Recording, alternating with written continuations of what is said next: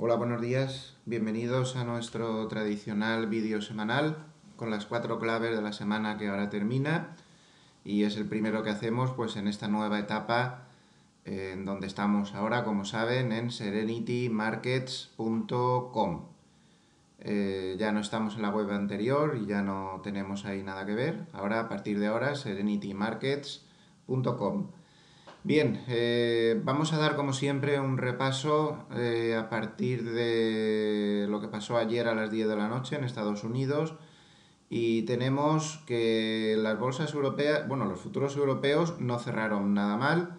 El futuro del CAC terminó con más 0,83%, el futuro del DAX con más 0,43%, muy cerca de los máximos del día, 12.750 contra 12.757.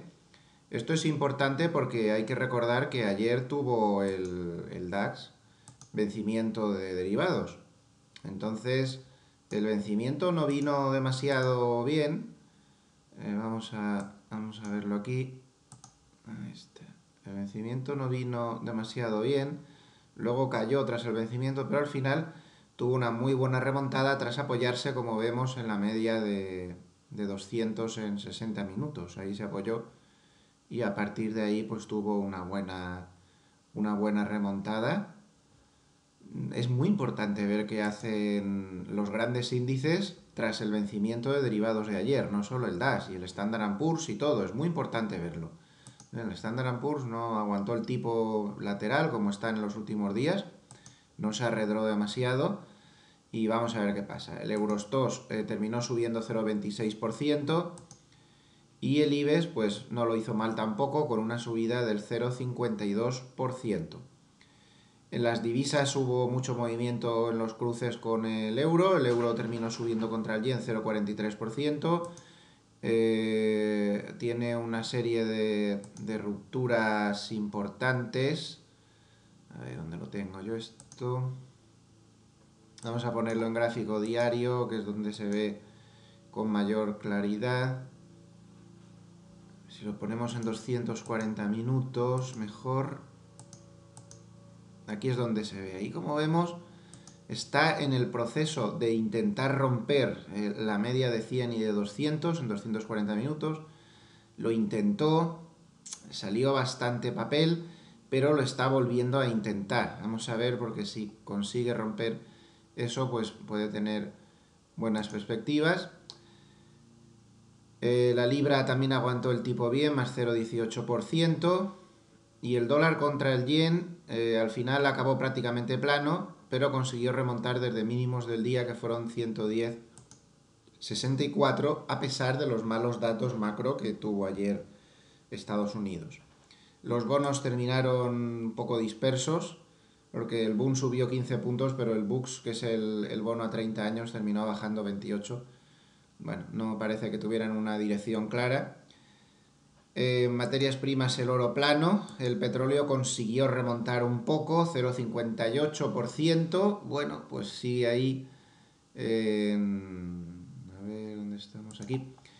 Sigue ahí en ese canal bajista sobre el que venimos advirtiendo desde hace bastantes días, que está cumpliendo pues bastante bien. Bueno, pues ahí está, más o menos. Bueno, sigue muy deprimido, sigue muy flojo.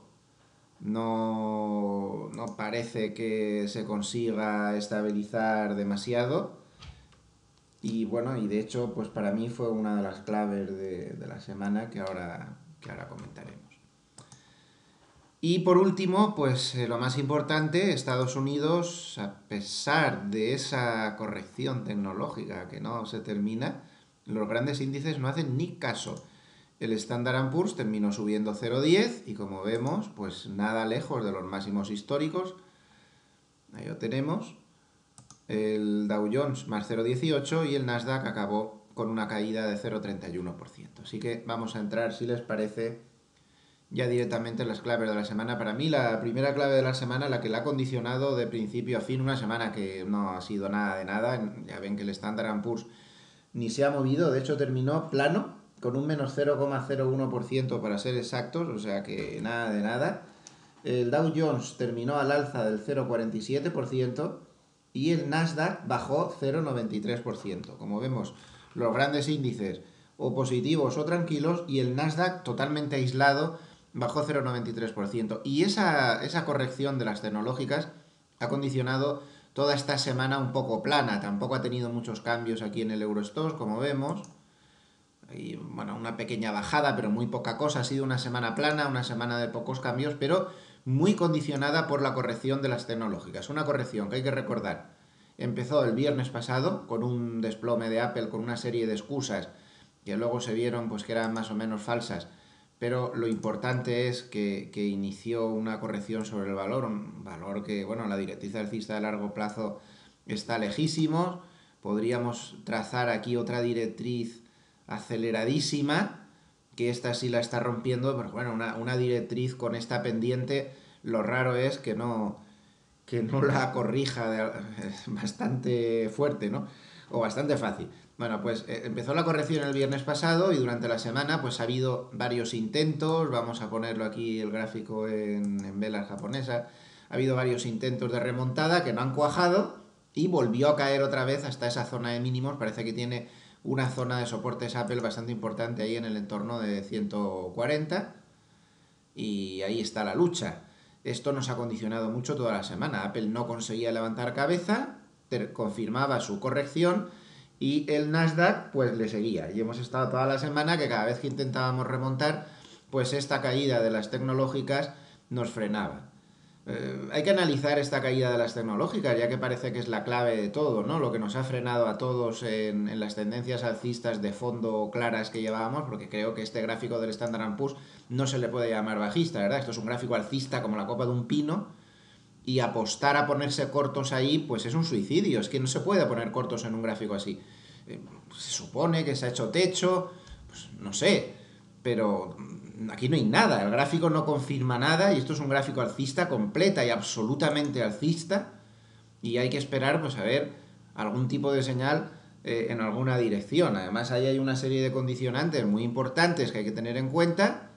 Y es que ahí hay dinero, las manos fuertes están ligeramente compradoras. Muy poquito, muy poquito. Llevamos toda la semana advirtiéndolo, pero es muy raro que en un movimiento tan lateral se hayan puesto ligeramente compradores.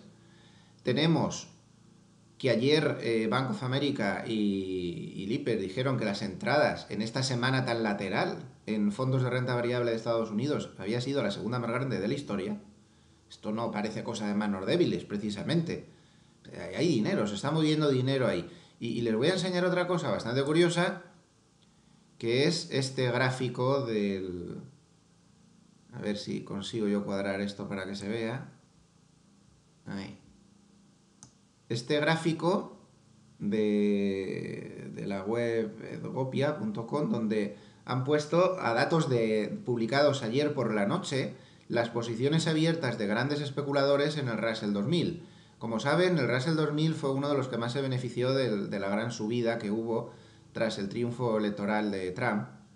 Bueno, pues el Russell tuvo muchas compras, pasaron a largo estos grandes especuladores, luego en este periodo largo que tenemos un poco de aburrimiento, de parada, de corrección de las tecnológicas y de tal y cual, bueno, pues esta gente, estos grandes especuladores estaban cortos, pero fíjense lo que pasó esta semana.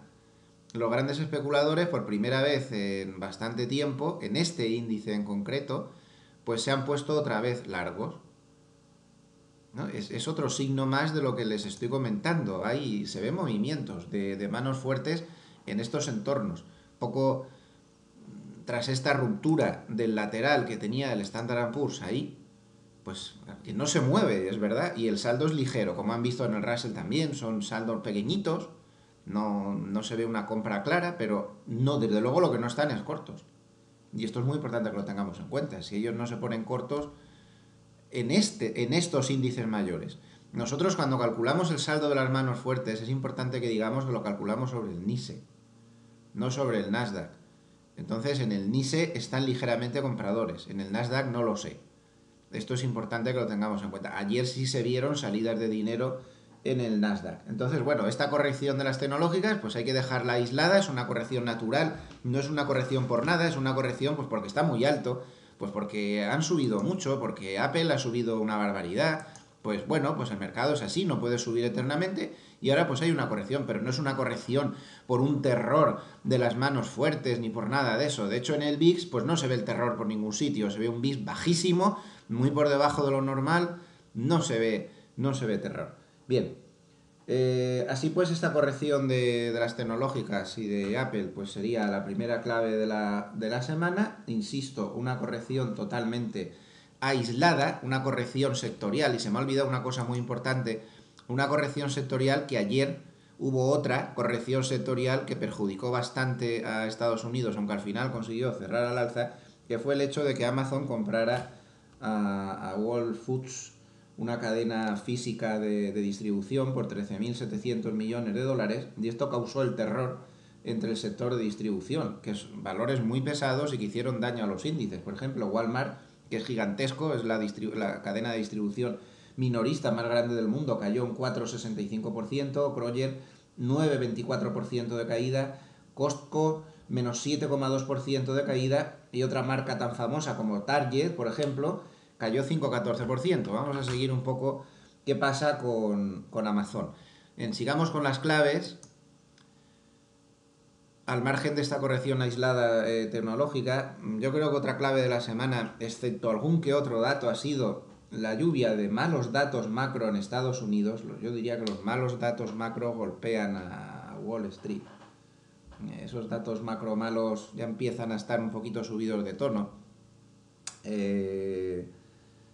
Por ejemplo, a mí me llama mucho la atención que un dato que calcula el Instituto de Estudios del Ciclo Económico ECRI, pues lo dio al peor nivel desde hace casi un año y pico, 2 años.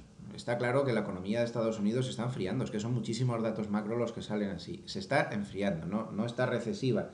Esto es importante. En una semana en la que, hablando de datos macro, ha sido clave absolutamente la reunión de la Fed. Una reunión de la Fed donde se le vio más dura de lo esperado.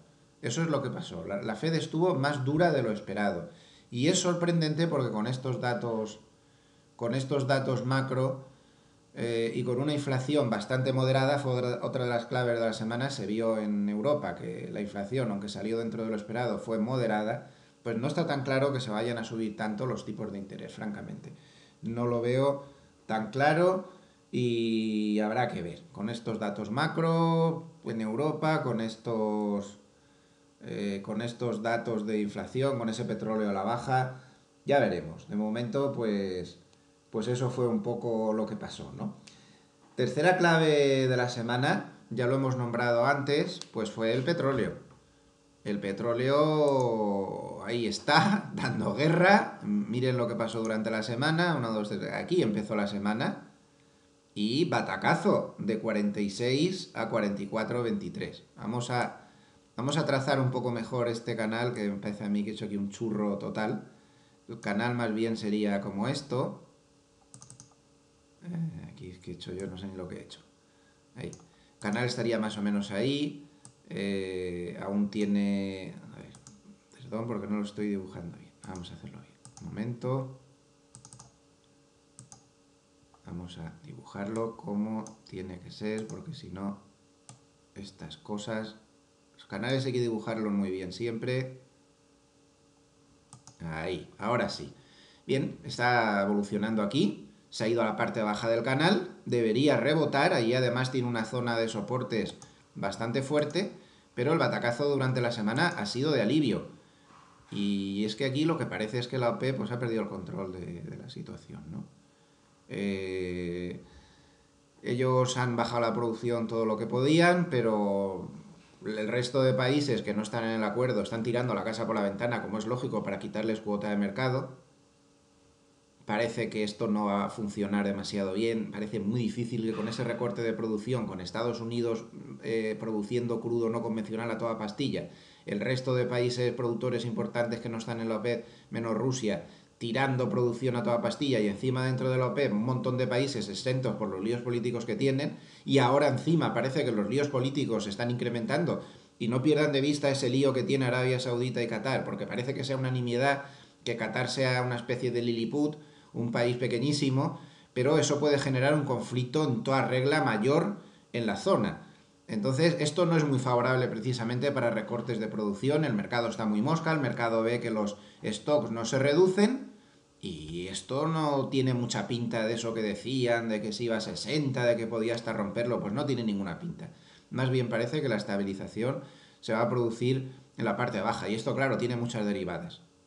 Tiene muchas derivadas en la inflación, tiene muchas derivadas en las petroleras y tiene muchas derivadas en todos los sitios. Así que vamos a seguir el tema del petróleo con atención, que ha sido una de las claves de la semana, que ha ocupado muchísimos titulares, ha tenido velas diarias fortísimas, como esta que cayó de 46,49 a 44,54 ante el susto de la publicación del dato de inventarios. Esa es la vela de ese día. Como ven, es un mercado que está muy asustado porque ve que los inventarios no van a bajar, al menos de momento, y que todo esto de la OPEP es una gota de agua perdida en ese océano de petróleo que hay por todos los sitios. La cuarta clave de la semana es una clave compleja, yo diría que es Trump. ¿Por qué vuelve a ser Trump la clave de la semana? Pues porque lo de Trump es muy complicado ya de entender. El lunes en Serenity, en el apartado situación intradía, reflexionaremos sobre esto, pero hay ya muchas teorías encima de la mesa, y hay muchos analistas que empiezan a preguntarse cómo puede ser que un presidente con la de líos que tiene ahora mismo, que no pone en marcha sus reformas económicas y no tiene ninguna pinta de que lo vaya a hacer, entre otras cosas porque no puede, sacar adelante una reforma fiscal como la que quiere hacer por mucha mayoría, que tenga, no es tarea fácil, está totalmente atrapado con esa acusación. Durante la semana el Washington Post dijo que va a ser acusado formalmente de obstrucción a la justicia, y un poco por sentido común y por todo lo que va saliendo en la prensa, porque claro, ahí no podemos hacer análisis propios ni somos analistas políticos, pero da la sensación de que puede ser que sí que acabe esto en una moción de censura tarde o temprano. Claro, se suponía que se había subido por sus promesas electorales, y estas promesas electorales no parecen posible de momento hasta el año 2018, e incluso podría ser otro republicano el que tuviera que afrontar esas promesas electorales, y a lo mejor ese republicano, que podría ser el vicepresidente, podría ser el líder de la mayoría parlamentaria republicana, yo que sé, puede ser, hay una línea dinástica ahí, a lo mejor cuando les caiga el turno, pues dicen, pues me voy a esperar, porque hay elecciones de medio término a mitad de año, pues me espero, no sea cosa que perdamos apoyos, y entonces luego va a ser un lío. A ver, sus reformas ahora mismo están totalmente en el aire. ¿Por qué no reacciona Estados Unidos? Y encima está entrando dinero, como ven. Bueno, no reacciona Estados Unidos, no reaccionan los grandes índices, Standard & Poor's, Dow Jones, el Nasdaq sí está corrigiendo, pero desde luego no por Trump. Se lo puedo asegurar. El único que está corrigiendo por Trump es el sector de biotecnología, que está cayendo bastante por una serie de comentarios de que Trump va a bajar el precio de los medicamentos. Pero los demás, francamente, no. ¿Qué pasa aquí? Bueno, pues hay una serie de teorías. El lunes reflexionaremos sobre alguna de ellas. Pero vaya por delante que algunos están empezando a decir a ver si no se subió este tramo por Trump, a pesar de lo que se decía, que parece una locura. Pues a lo mejor no tanto, a lo mejor no es tanta locura, porque a fin de cuentas las elecciones fueron aquí, más o menos, el mercado ya estaba subiendo con claridad, tuvo una corrección ante el susto de las elecciones porque no estaba muy claro lo que pudiera pasar ahí, y sí subió simplemente porque se disipó el peligro de las elecciones. Eso dicen algunos, yo no estoy diciendo que sea esta la razón, eso lo comentaremos el lunes. Pero eso dicen algunos. No sé. Desde luego, Trump es clave. Porque si hay un nubarrón aquí, es él el que pudiera entrar en problemas, el que pudiera asustar a las bolsas. Y de hecho, lo he traído como clave de la semana porque la realidad es que sí ha influido en algunos de los bandazos que hemos tenido en la semana. En concreto, creo que fue esta vela de aquí, no, esta de aquí me parece, no me acuerdo, estoy seguro, yo creo que fue esta, cuando salieron esos rumores del Washington Post. No recuerdo qué día fue, pero influyó ese día y el mercado bajó por el miedo que se tenía a que efectivamente esa acusación apareciera. Así que ahora mismo es un factor, aunque sea un factor político, por estas derivadas que hemos comentado, pues afecta bastante al mercado y hay que seguirlo con atención. A lo mejor lo que le pasa al mercado es que piensa, pues nada, pues si este hombre le hace una moción de censura, pues el vicepresidente, que será el presidente, pues también sacará la reforma adelante. Pues a lo mejor es eso. Desde luego está totalmente a favor el vicepresidente de la reforma fiscal y también el tercero en la línea de sucesión se ha manifestado claramente a favor de dicha cuestión. Así que Trump, pues habrá que seguir vigilándolo en todos los aspectos que pueda influir al mercado. Por ejemplo, ayer su ruptura de relaciones con Cuba, ese tipo de cosas no le afectan al mercado, pero sí cuando haga cosas que puedan afectar a política económica, que es lo que sí que afecta a Wall Street. Política de gasto en infraestructuras, política de reforma fiscal, política de esos incentivos fiscales al retorno de los capitales que había por ahí, etcétera. Y nada más, una semana que ha tenido poco movimiento, pero como vemos, pues ha tenido mucho trasfondo. Parece que ya tras el vencimiento de derivados, la semana que viene se ve bastante más tranquila. Hay menos datos macro por ahí, hay menos, ya no hay citas con bancos centrales y el mercado pues podría tomarse algún respiro porque en breve, en unos 15 o 20 días, pues nos vamos a meter con la campaña de publicación de resultados del segundo trimestre, en julio. Es una campaña que suele dar mucha volatilidad. Julio, además, es un mes que no es malo dentro del periodo flojo en el que estamos ahora de bolsas, que son, pues es todo el verano. Julio es el mejor mes. Quizá por esa volatilidad que imprimen los resultados. Y bueno, pues vamos a ver qué sucede. Nada más. Muchísimas gracias y nos vemos la semana que viene.